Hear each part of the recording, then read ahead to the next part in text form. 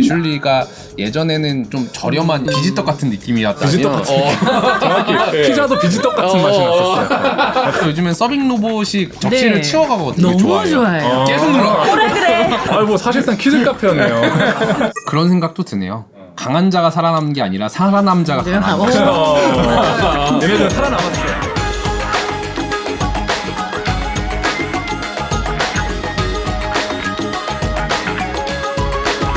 지금까지 저희가 포항 이후에 위기를 겪고 있는 하이엔드 외식 시장을 살펴봤는데요.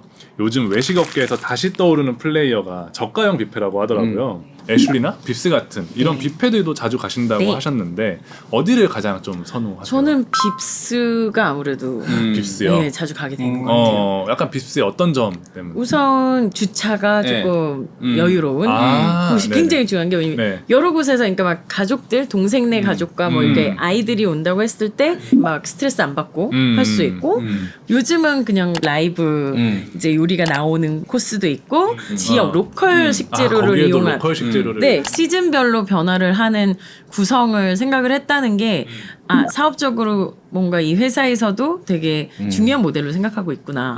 약간 이런 느낌이 좀 들었어요. 애슐리는 좀 어때요? 저는 애슐리 막 2010년대 이때 이제 저도요. 데이트로 많이 오, 갔었는데 맞아요. 데이트. 안 간지 네.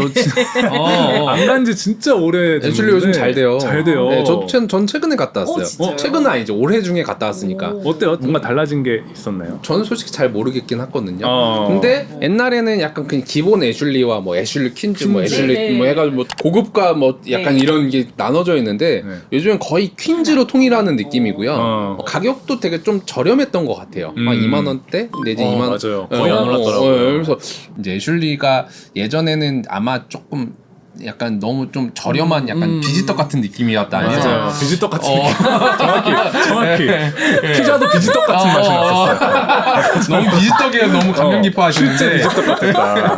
그러니까 좀 비지떡은 좀 넘어섰다. 그래서 이 정도면 그래도 이 정도 가격 요즘에는 뭘 먹어도 2, 3만 원 충분히 나오는데 이 정도의 이렇게 다양한 음식이면 그래도 뭐 이게 손해 보는 건 아닌 것 같다는 느낌은 저도 받긴 했어요. 전 약간 여기서 공통의 뭔가를 찾아낸 거예요. 네. 뭐예요? 어린아이들과 같이 갈 수 있는 편안한 곳이 없어요. 그래서 저도 그렇게 찾게 네. 되는 거예요. 맞아. 그러니까 이게 느낌이 거기가 어린아이들 친화적으로 계속 뭔가 해서가 아니라 시장에 지금 어린아이들과 같이 갈 만한 곳이 너무 다이닝을 없어져서 갈 수 없잖아요. 아, 이렇게 하고 그 아이들은 많이 먹지 않잖아요. 네, 맞아요. 그런 부분에 있어서 되게 적합한 게 이런 저가형 뷔페가 아닐까. 맞아요. 걔 중에 한두 개만 먹으면 되니까 네, 성공하는 거예요. 네. 그리고 또 가니까 요즘엔 서빙 로봇이 접시를 네. 치워가거든요. 맞아요. 그러니까 원래는 사람들이 치워갔는데 네, 네, 물론 고객한테 좀 더 귀찮게 하는 거긴 맞아요. 한데 애들이 그거 기가 막히게 너무 좋아해요. 좋아해요. 계속 눌러. 뭐라 그래? 빨리 뭐라 그래? 그 얼굴 모양 이렇게 눈웃음 이렇게 짓고 내가 따라갈래? 막 이러면서. 계속 눌러 막 하나 다 먹었어 빨리 눌러. 뭐 사실상 퀴즈 카페였네요. 이 얘기도 잠깐 하면 좋을 것 같은데 이런 이제 뷔페들이 유행할 당시에 한식 뷔페도 유행이었잖아요. 자연별곡 같은 이런 것들은 그래도 좀 회복이 더딘 것 같더라고요. 한식이 인건비도 정말 많이 들어가고 재료비도 너무 많이 들어가요. 옛날에 이제 호텔에서 이제 양식부 직원들은 업무가 끝나면 야간 대학원을 갈 수 있었대요. 시간 조절을 해서. 네네. 한식은 죽어도 일이 안 끝나서 못 간다는 거예요. 나물 다 다듬어야 돼. 손이 너무 김치 많이 가. 담가야 돼. 모든 재료들이 다 손이 많이 가는 인건비가 집중되는 장르다 보니까 그런 것도 있을 것 같아. 네. 지금 생각해 보니까 한식은 우리가 너무 주식이야. 맞아. 너무 주식이어서 집에서 먹을 수 있어. 굳이 외식으로 안 해도 돼. 그러니까 맞아요. 스파게티 피자는 외식으로 되는데 한식은 한식으로 사람들의 고객 눈높이를 맞추려면 집에서 먹는 것보다 맛있어야 돼요. 명인의 장이 필요하고 근데 보통 한국 편집 사람들은 있어야 집에 엄마들이 음식을 잘하거든요. 그러니까 우리 엄마보다 못해. 그거보다 잘해야 돼. 그러면 고급 재료를 써야 돼. 맞아요. 그러니까 이게 수지타산이 안 맞을 수밖에 없어요. 차라리 뭐 뉴욕이나 막 이런 뉴욕으로. 런던 이런데 해외로. 이런 데 가야지. 가능성이 있겠네요. 그렇네요. 약간 대표님은 이런 저가형 뷔페 인기, 애슐리나 빕스 같은 이런 곳의 인기가 앞으로 또 얼마나 갈 거라고 보시는? 저는 좀 이거는 좀 길게 갈 것 같고 이 사이에 발전이 일어날 것 같아요. 발전. 이 이제 적강 뷔페가 다양성을 추구할 수도 있는 거고 정말 라이브 화덕에서 뭔가를 퍼포먼스 할 수 있는 거 솔직히 많거든요. 그러니까 그런 아이디어가 조금 더 직결되고 이슈가 된다면 훨씬 재밌는 놀이터로 활동이 되지 않을까 싶어요. 저는 가족이랑 가치를 안 놓았으면 좋겠어요. 네. 그러니까 이게 노키즈존이라고 네. 해서 조금만 떠들어도 바로 이제 눈치 받거나 네. 이런 곳이 있는데 이런 빕스나 애슐리 같은 곳은 특히나 아이들이 너무 좋아하는 곳이잖아요. 좋은데. 그러니까 그 공간으로서의 맞아요. 의미가 있다고 생각을 해서 그 부분을 좀 더 강화하고 네. 잃지 않았으면 좋겠다 그런 생각이 좀 들어요. 마지막으로 애슐리 말고 아웃백도 얘기해보면 좋을 것 같아요. 네. 아웃백도 잘 되고 있다고 하더라고요. 대표님도 아웃백 스테이크하우스 잘 되고 너무 있는 사랑하죠. 아. 네. 근데 이게 아웃백을 네. 저는 추억에서 비롯된 이제 그런 발현된 사랑이죠. 네. 부시맨 그쵸. 브레드와 있죠. 추억 오지 있지. 치즈. 네. 부시맨 브레드. 딱 그치. 나오잖아요. 그건 나오지. 굉장히 아이코닉한 아이템을 만든 거잖아요. 네. 오늘 또 유튜브를 보는데 또 아웃백 PPL을 하는 프로그램을 또 본 거예요. 네네네. 근데 그때 생각을 한 거예요. 아웃백이 그 동안은 가서 먹을 수 있게 쿠폰을 뿌리고 생일에 대한 막 이런 할인에 대한 이제 그런 정책이 조금 다양해서 접근을 끌었다면 이제는 패키지인 거예요. 패키지. 캠핑을 갔을 때 들고 가기 좋고 아. 파티팩이고 맞아요. 이 명확한 목적성을 지녀서 리뉴얼이 된 느낌인 거예요. 맞아요. 그러니까 아웃백이라는 음식이 포장, 배달 네. 이런 거랑은 사실은 처음에 나왔을 때만 맞아요. 되게 거리가 멀어 네. 보였잖아요. 되게 비싼 진짜 좋은 날에 가야 되는 것 같은데 생각보다 코로나 시기에 배달이랑 포장 영역을 잘 커버한 네. 것 같다는 생각이 맞아요. 좀 들었어요. 이번엔 재용님 차례인데요. 네. 먼저 이런 저가형 뷔페 요즘 얼마나 잘 되고 있는지 네. 숫자로도 좀 보이나요?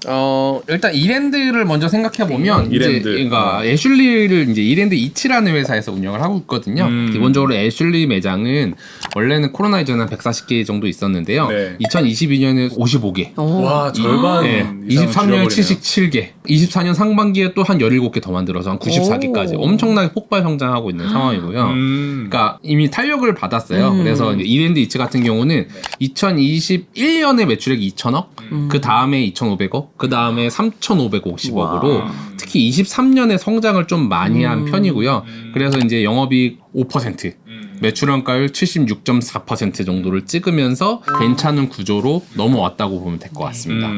저는 오히려 140개 이상 되는 매장을 코로나 이후에 과감하게 커팅한 것도 대단한 것 같다는 생각이 좀 들었어요. 그쵸. 아무래도 왜 그러냐면 적자가 너무 심했어요. 그 당시에 왜냐면은 2020년에 적자를 당기 순손실로 670억을 보고 와. 그 다음에 310억을 봤어요. 네네. 그러니까 2년 동안 한 1,000억 적자를 보다 보니까 네. 뭐 이거 안 할 수가 없지. 뭐 이거 뭐 손님 올 수가 없는데 그러네요. 이거는 일단 부패는 그때 막 기억나잖아. 우리 막 손님 장갑 끼셔야 됩니다. 마스크 쓰고 막 맞아 그랬던 기억나요.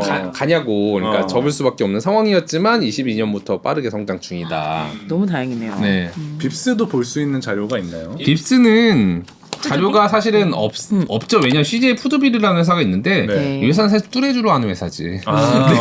너무 뚜레쥬를 좀 시는군요. 그렇군요. 네, 빕스는 뭐 정말 티끌 같은 존재고요. 매장 29개인가? 근데 뚜레쥬는 차원이 다른 개수니까. 그래도 CJ 푸드빌도 분위기가 괜찮습니다. 작년에 매출액이 한 네. 7천억 정도 나왔고 영업이익이 214억으로 전년도에 134억보다는 잘 늘어나고 있거든요. 그러니까 뚜레쥬로도 괜찮게 되는 편이고 아마 이렇게 흑자가 늘어나는 거는 빕스의 턴어라운드가 당연히 영향을 미쳤을 거라고 생각을 해요. 또 이 재무제표에서 좀 주목해볼 만한 좋은 그런 포인트들이 일단 여기 애슐리 같은 경우는 한번 찾아보면 재료비에 해당하는 항목이 한 1,478억 정도 쓰거든요. 23년에. 그게 매출액 대비 한 41.6%, 한 42%. 전년도에도 42%, 그 다음 연도에도 42%. 대략 그냥 재료비를 매출액이 한 42% 정도 쓰는 편이고요. 조정을 해놓고. 이 정도면 식음료 시장에서는 높은 편입니다. 높은 편이에요. 네. 말씀하시잖아요. 매출액 대비 원재료가 40%야? 굉장한 거예요. 높은 거예요. 그만큼 회전율로 승부하는 거죠. 맞아요. 회전율로 승부한다. 아니 회전율이라고 하면 네. 저는 왠지 이렇게 매장에 들어서 빨리 먹고 빠져나오는 이 회전율을 생각하고 있는데 그건가요? 좌석 점유율인 거죠, 여기. 좌석 점유율. 왜냐면 여기는 크게 만들어서 되게 크게 좌석을 만들어서. 막 몇백 개씩 깔아놓고 네. 거기에 좌석 점유율을 꽉꽉 채우는 방식으로 좌석 점유율을 많이 높여서 일반적인 식음료 매장에 비해 이제 원가율이 높음에도 불구하고 남을 수 있는 구조를 만들었다. 그래서 어떻게 보면 2021년만 하더라도 적자가 200억 수준이 나요. 네, 매출액 2천억이 났지만 21년에 왜 그런 거 하니 결국은 매출 원가율이 전년도에 비해 한 85%로 높게 나와서 그런 건데 부패다 보니까 쿠폰을 일단 깔잖아요. 그렇죠. 네네네. 음식은 고정비인 거야. 그치. 여기 손님이 많이 채워지면 원가율이 낮아지는 거고 적게 채워지면 원가율이 올라가는 거예요. 음식은 고정비야. 근데 이게 42%가 22년, 23년 고정적 비슷하게 나온다는 거는 이미 22년과 23년에 애슐리는 이미 풀방이라는 거야. 꽉 찬 상태에서 계속 돌리고 있는 상황에서 매장 수가 늘어나니까 고정비, 즉 인건비나 이런 것들이 약간 절감 효과가 나오면서 영업이익률이 높아지고 있는 것이다라고 볼 수 있죠. 결국 핵심은 이 넓게 만든 이 자리를 다 꽉 채우는 거잖아요. 네. 근데 사람들이 이렇게 꽉 채울 수 있는 만큼 애슐리가 그렇게 인기가 많았나? 라는 생각이 좀 전 드는 거예요. 입지의 문제인 것 같아요. 입지요.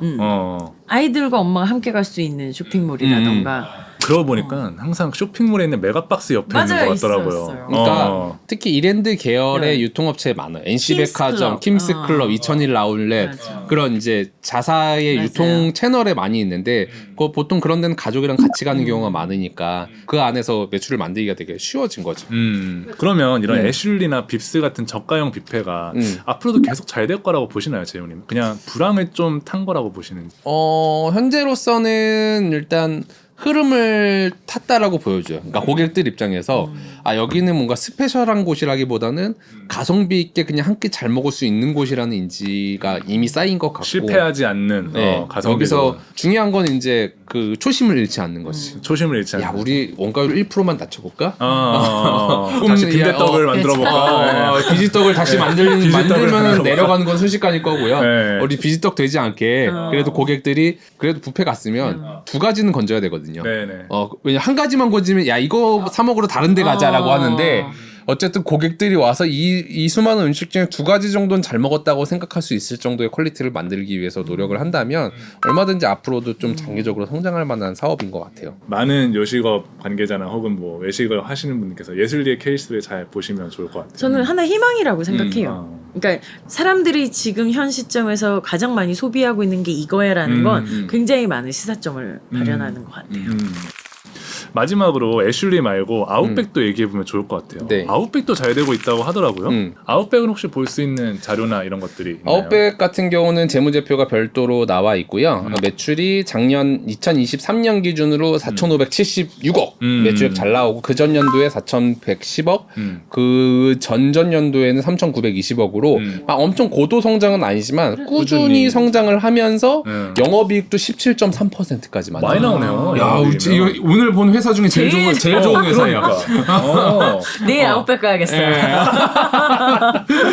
괜찮습니다. 여기는 매출 원가율 30%. 아까 애슐리는 40%라고 네. 했는데 네네. 여기는 30%. 객단가와 어떤 마진율도 괜찮게 챙겨주면서 영업이익도 적절하게 챙겨주는 굉장히 괜찮은 회사입니다. 아까 빕스나 애슐리 같은 경우에는 네. 결국엔 뷔페가 메인이다 보니까 네. 각 들어가는 재료의 어떤 종류들이 많다면 야채가 많아서 그런 거예요. 야채가 많아서. 제가 그때 야채가 이게 야채는 로스도 많고 워낙에 신선도가 네. 떨어지고 네. 한번 버려야 되고. 맞아요. 어쨌든 아웃백은 스테이크라는 단일 고기 메뉴에 좀 더 네. 집중을 하다 보니까 그 부분에서 좀 매출 원가에서 이익이 그리고 있었다. 냉동을 튀겨서 주는 메뉴가 많잖아요. 그렇지. 네, 프레시한 샐러드 외에는 네. 거의 다 어니언도 튀기고. 튀김. 네, 맞아. 음, 오지 그럼. 치즈 이런 거. 너무 좋아요. 아니 근데 아웃백이 몇 년 네. 동안 주인이 꽤 많이 바뀐 걸로 제가 알고 있는데 네. 좀 어떤 흐름이 있었나요?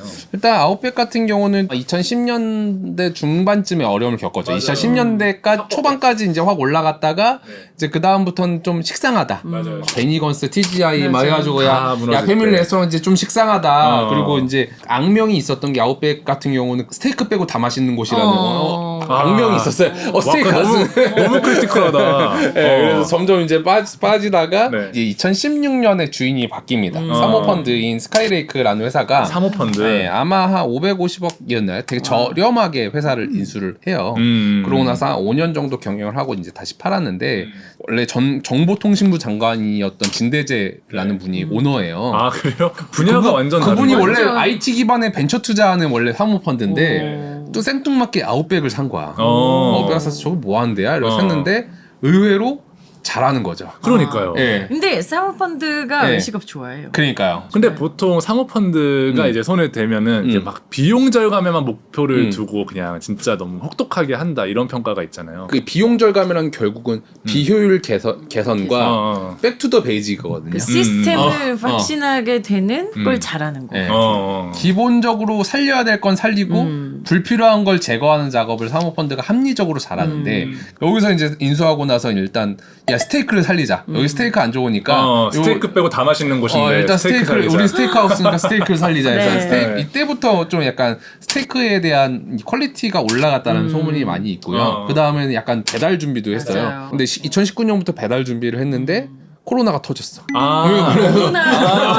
마치 운도 예측한 좋았어. 것 마냥. 운도 좋았어. 운도 어. 좋았어. 그러다 보니까 코로나의 여파를 좀 덜 맞을 수 네. 있었고 그러다가 이제 2021년에 적절한 가격에 BHC한테 팔게 된 거죠.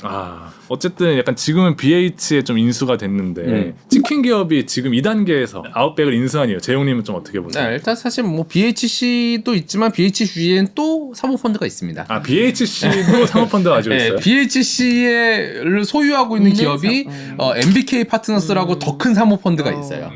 그 회사가 이제 BHC를 인수해서 재미를 봤거든요.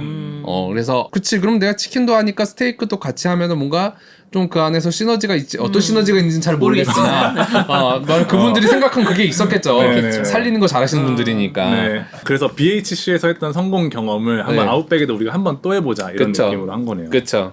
어쨌든 사모펀드가 인수를 하는 목적은 보통 이제 밸류를 높여서 다시 이제 비싸게 매각하는 거에 있잖아요. 네네. 그럼 BHC도 아웃백을 그렇게 할 건지 아니면 좀 약간 맥락이 다른지도 궁금해요. 그거는 저도 정확하게 모르겠으나 당연히 사모펀드는 언제나 기한이 존재함. 투자하는 기한이 존재합니다. 왜냐하면 사모라는 것 자체가 이제 투자자들이 돈을 모아서 일정 펀드를 만들어 투자하는 개념이기 때문에 투자한 자금에 이제 회수. 돌려드려야 되는 기간이 존재해요. 그래서 네네. 나가줘야 돼 사모펀드는. 그래서 나가줘야 되는데 그동안 사모펀드 1차 사모펀드 샀고 2차 사모펀드가 샀단 말이죠. 그 다음에도 사모펀드가 사기에는 좀 이미 극한의 비용 절감 다 한 것 같은데 밸류 다 나온 것 같은데. 그 다음 스텝은 이제 그거에 관심 있는 플레이어. 그러니까 사야 되는데 보통 그런 관심 있는 플레이어는 비슷한 시급료를 하는 기업이거나 아니면 유통업체. 네. 왜냐하면 지금 아웃백이 다양한 이제 백화점이나 아울렛이나 이런 데 들어가 네. 있으니까 네네. 내지는 해외 어떤 투자자. 해외. 마치 이제 최근에 컴포즈 커피를 필리핀의 졸리비가 샀듯이 맞아요. 그 한국의 그 아웃백 시스템을 나도 뭐 필리핀에 팔고 싶어, 베트남에 팔고 싶어 이런 식의 어떤 매수자를 아마 잠재적으로는 계속 찾고 있을 거라고 생각합니다.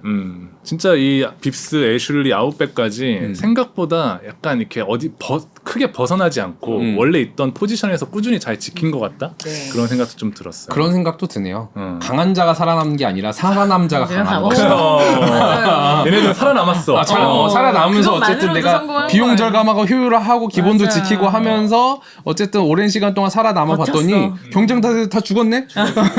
그럼 다 내 거네? 약간 이런 느낌인 거죠. 그리고 사람들이 날 기억하네 이러면서 맞아요. 다시 오는 거죠. 그럼 그렇게 되면 결국 사람들이 고객들이 알아보는 날이 올 거야. 맞아요. 이런 것들은 결국 시장은 돌고 도는 것이구나라는 생각도 같이 드네요.